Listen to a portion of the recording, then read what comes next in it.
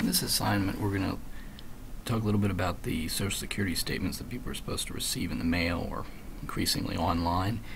And in the process, we're going to provide you with some experience using Excel functions and introduce you to a really powerful feature in Excel called relative referencing. Relative referencing allows you to do repetitive calculations really quickly. So the idea here is, let's say you have a bunch of numbers and you want to do the same thing. So let's say you had like 10,000 numbers and you wanted to multiply all those 10,000 numbers by 10 or whatever. You could do that basically in just about the same amount of time it took you to do just one calculation, multiplying by 10. That's the power of the relative referencing. Now, about hypothetical Social Security statement, many of you might recognize this statement that you might have received something like this in the mail, or increasingly, again, it's online. The idea is with Social Security is that it's a forced savings plan for retirement. You contribute out of your reported income each year that you work, and then based on how much money you put in, you're going to get a certain amount out. Now, sometimes it's called a trust fund, as if you're putting money in and then it's going to build that money over time and then eventually go back to you. That's not really the way it works, because of course the money that you're putting in Social Security now as a worker is being paid out to current retirees. But at least the idea here, the idea that made Social Security popular and not controversial, is that it's not like some people are paying other people, but it's like we're paying our older selves. We're saving for retirement. So however you want to look at it, the Social Security statement usually tells you, it gives you a sense of, sort of an estimate of what you could expect to receive from Social Security after you retire if you made the same amount of money you do now for the rest of your working life. So it'll have a list of your earnings for all the years that you worked, the amount of money you put into the system, and then it'll give you a sense of how much you can expect to get out of it, assuming your income is the same for the rest of your life as it is right now. Of course, that's not very realistic. Most people's incomes go up, but this is the best that Social Security can do in terms of just giving you a rough sense of what might happen. So in the assignment, I referred to this hypothetical person, Stan. These are his years of work, and in the last year that he worked, he listed here, 2009, said he made $71,247. And so on his Social Security statement that he would receive, it would say, okay, if Stan earned $71,247 for the rest of his working life, when he retired at 67, he would then expect to receive $2,092 per month until he dies. And the question is, how is this figure calculated? And we can calculate that fairly easily in Excel. So the first thing is, what you want to do in this assignment is to copy this table into Excel. And I can do that by just highlighting the numbers like that and pressing Control-C for copy. And I go to a new worksheet in Excel and Control-V. And you can see that, remember, even when the text doesn't show up, it's still there. So here it says years you worked and Social Security earnings. I can always adjust this to make it so that the text shows up. I can also highlight it and click on wrapped text, make it a little easier to see here. So that's the first thing you want to do, is to just copy the numbers, that table, into Excel. And that should be relatively straightforward, just a Control-C, Control-V thing. Now, we're going to figure out how Stan paid the Social Security taxes over his lifetime. We're going to try to calculate that. So the first thing we'd say is, okay, Stan pays 6.2%, or anybody pays 6.2% of their earnings in Social Security taxes up to $106,800. So let's create a separate column next to this. We'll call this Stan's Social Security taxes paid. So this is, in other words, we're trying to calculate in any given year how much in Social Security taxes Stan pays. Now, this is the key with Excel and relative referencing. We're going to do it for the first year in 1995, and then we'll worry about the other years later, but let's just first do it for the very first year. Now, like any Excel formula, it starts with equal sign. We start with the equal sign here.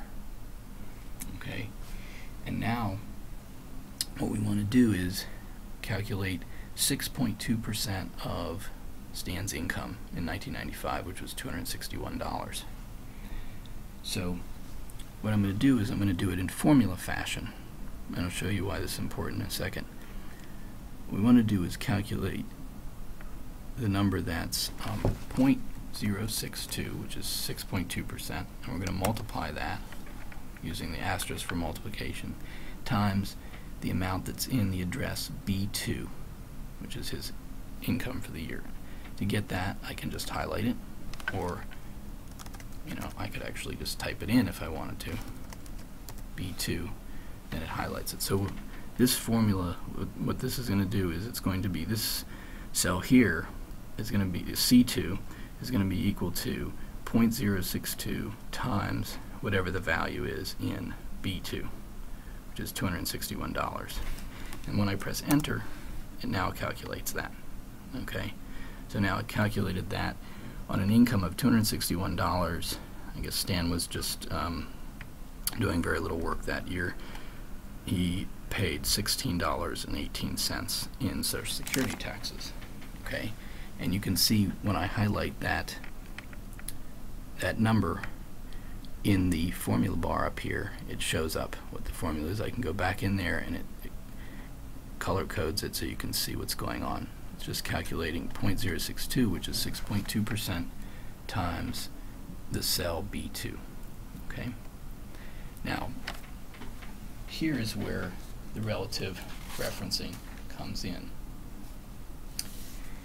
We want to now do the same calculation of calculating 6.2% every single year, because that's the idea, is each year you pay 6.2%. It comes right out of your paycheck of whatever your income is, of course, unless you're self-employed, and then you might have to figure this stuff out yourself. Okay, now to do that, I don't have to keep entering the formula. Instead, I can use Excel's smart feature of relative referencing in the following way.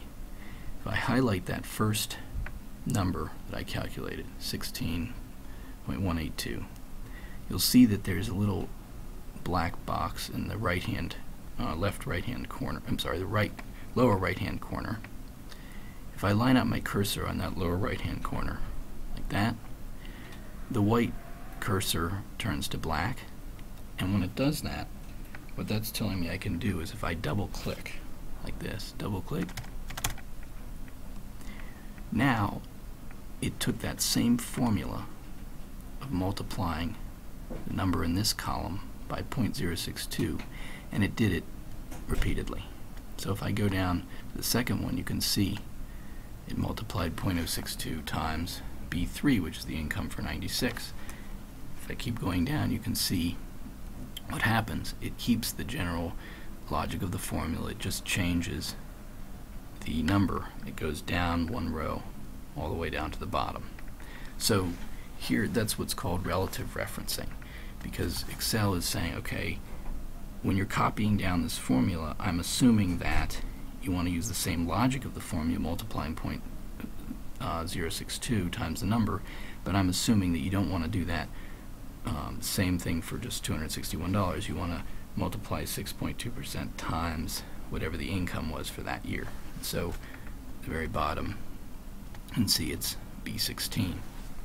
And note that we could have had, we could have 50 years here, we could have 60 years of working, basically going to take almost the same amount of time. All you did was calculate the formula for the first time, and then you can just line up your cursor at the lower right hand corner and double click, and it will drop. It will calculate for you the rest of the formula for all the others. Okay. Another way to do it that some people prefer is after I calculated the formula, I can always just drag it down like that. It's actually more work, but it has the same effect. So now we know in each year how much Stan paid in Social Security.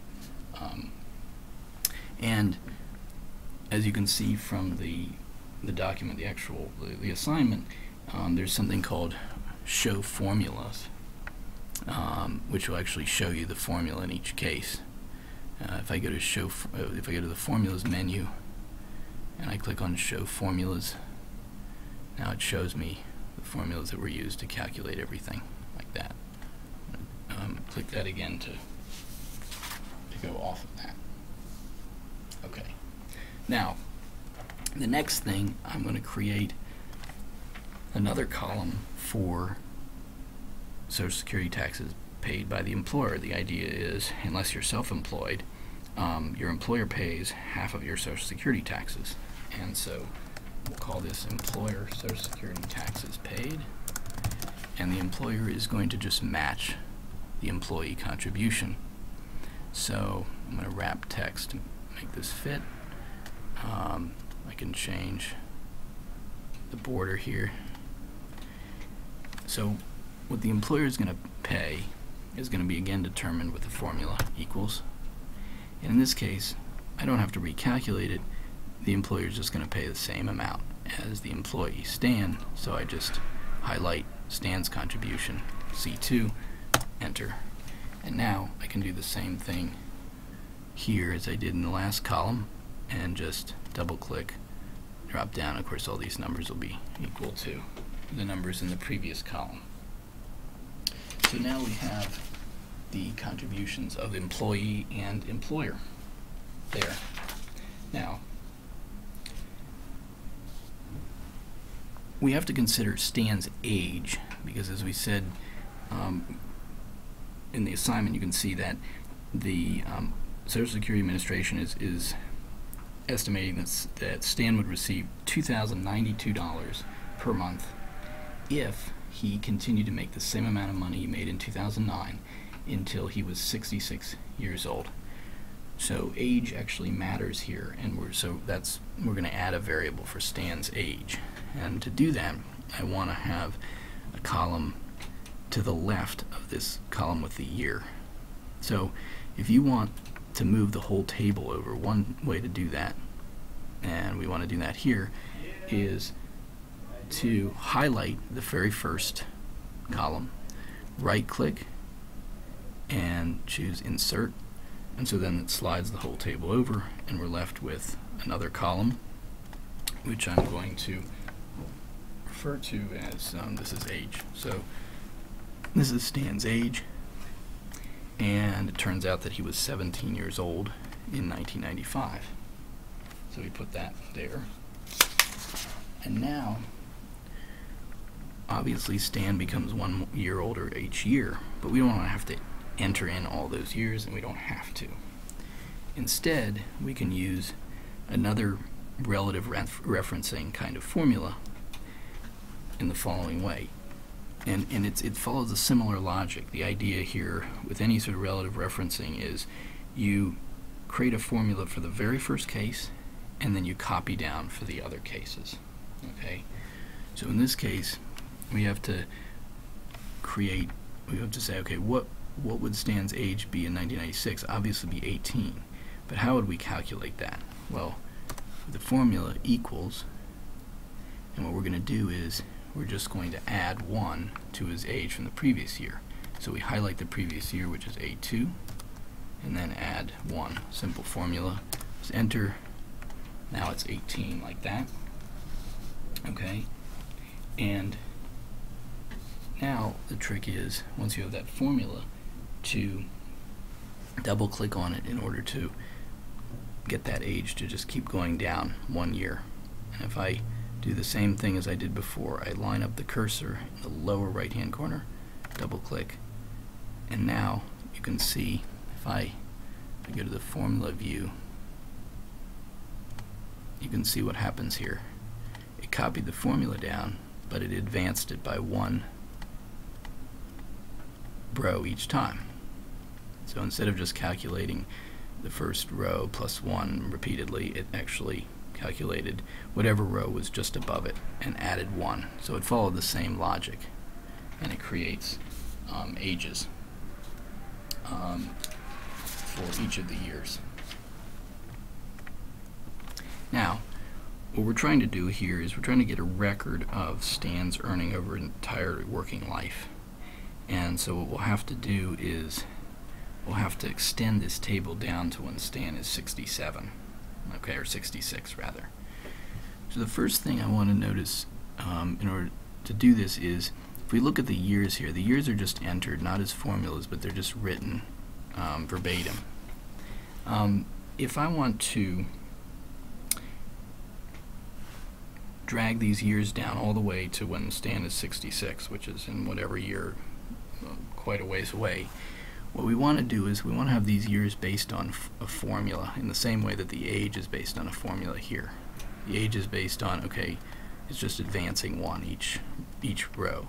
We want the year to do the same thing. So I'm going to delete everything but 1995, and then I'm going to do the same thing that I did with the age, but with the year, where, say, the year when Stan is 18 is just equal to 1995 plus 1, like that.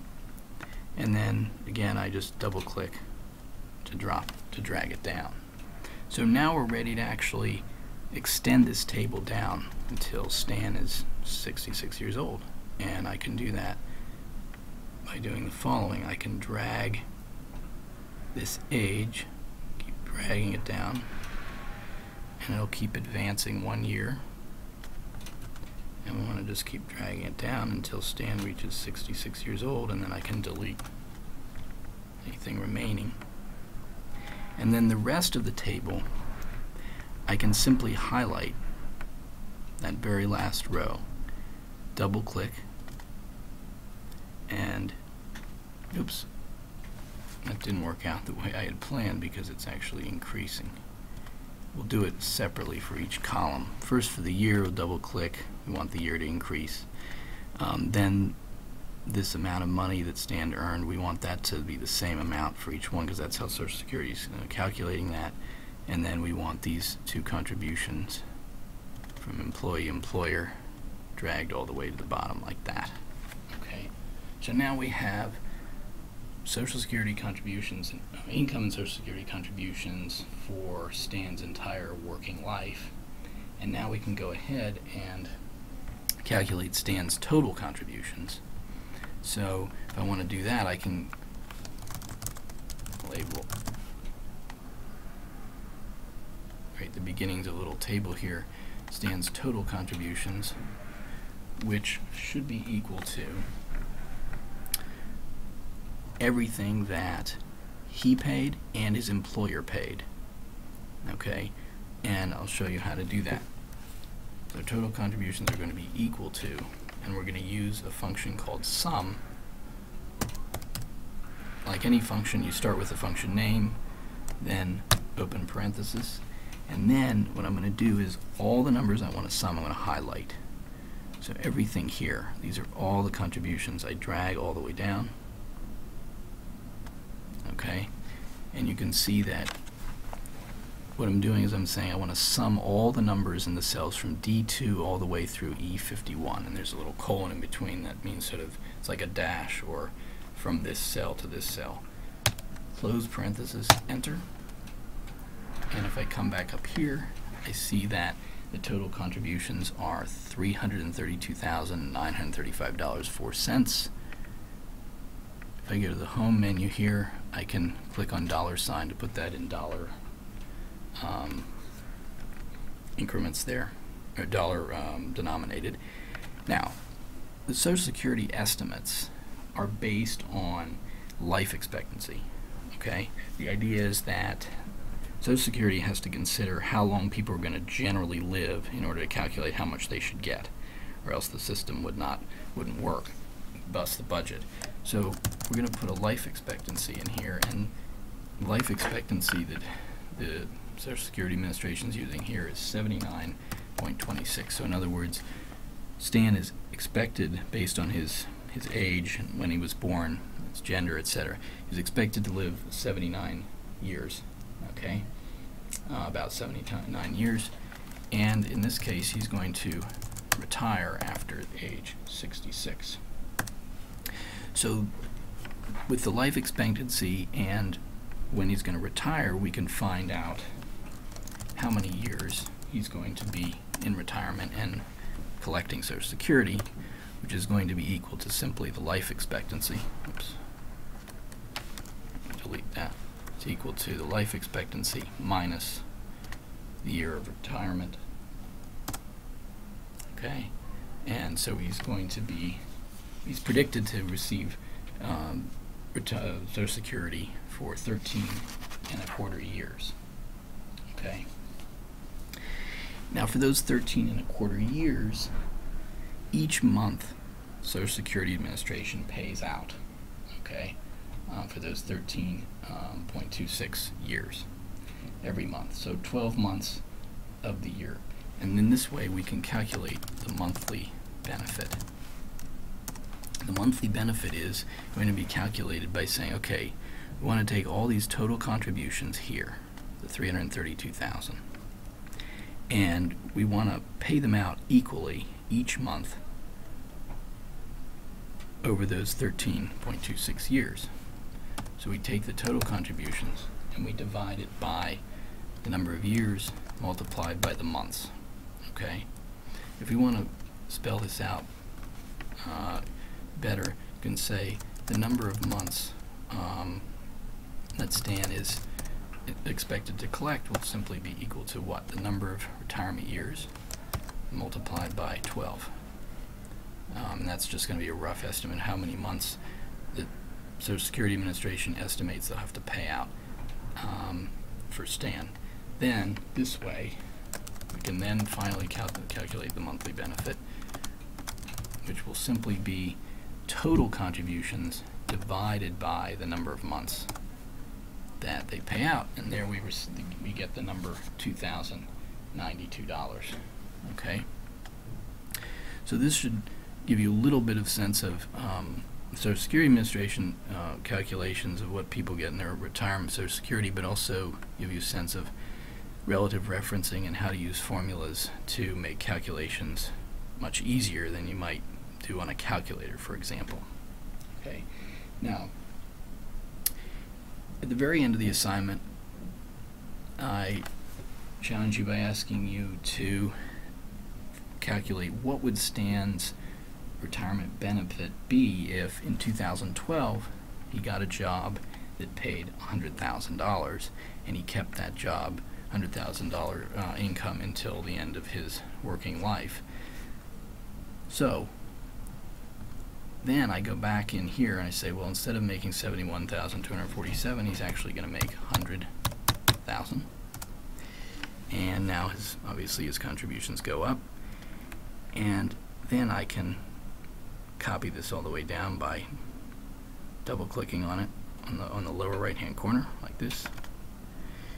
And now you can see that automatically the formula changes. This is one of the beautiful things about Excel, is you change one little thing in the formula and everything else changes automatically. The idea is this is really, really useful. If you're buying a house and you want to know, calculate all the expenses, and then of course somewhere along the line you find out that this or that's going to cost more, you don't want to have to go back and redo the whole calculation. Excel makes it possible for you to change one little thing and then it'll do the rest of the calculations for you. It makes life so much easier than having to go back and reformulate everything. Okay, so now we see here, if his income, Stan's income, changes to $100,000 for the rest of his life, Now his monthly benefit when he retires would be $2,831. Okay, if I press Control Z to undo that, we can go back to where the monthly benefit was $2,092. Okay, now the very last bonus question is about Stan making a decision between two things. You can, let's say you either take a job that pays $100,000, exactly $100,000, the rest of your life, or a job that stays at the $71,247 for 2012 but increases by 2% every year. Or I should say it increases 2% in 2012 and then continues to increase. Well, the challenge here is to use relative referencing to calculate what Stan's salary would be in each year without actually going through and doing all the calculations yourself. The idea with relative referencing, again, you make the calculation once, you enter the formula for the first time, and then you drag it down to copy for the rest. And the problem here is, well, should Stan take a job that pays $100,000 for the rest of his life, or should he keep his current job if it's going to increase by 2% each year? And we've just shown you how to do the 100,000, that calculation to change the 100,000. That's easy. But what about the 2%? Well, let's start. We see 2011, Stan made $71,247. Now let's say in 2012, instead of $71,247, he makes instead $71,247 plus pay increase of 2%, which is 0.02 times $71,247. So in other words, this would be the formula for a salary of a 2% increase, pay increase. It would be the original amount plus 2% times that original amount. If I press enter, then it calculates that for me. And now let's say he gets that annual 2% cost of living increase every year. If I just double click, and you can see salary increasing gradually. And if you look at the formulas here, they're changing because every formula says, okay, take the last year's salary and then add 2% to that. And actually probably be able to see that with such a 2% increase that doesn't sound like a lot, over time increases to a salary that's quite a bit higher than $100,000. And you can look at, based on the total contributions that Stan's making, whether this scenario of the 2% increase would be better than the $100,000, the job that's $100,000 for the rest of his life. If I just undo like that, and I just keep Stan's income all the way down, 100,000 all the way down, you can see that the total contributions in this case are actually slightly lower than they were in the 2% raise case. So it actually makes more sense, assuming Stan is not really eager to purchase a bunch of stuff like right now, for him to wait and just let those 2% increases accrue over time. He'd eventually make a little more money rather than taking the $100,000 salary now.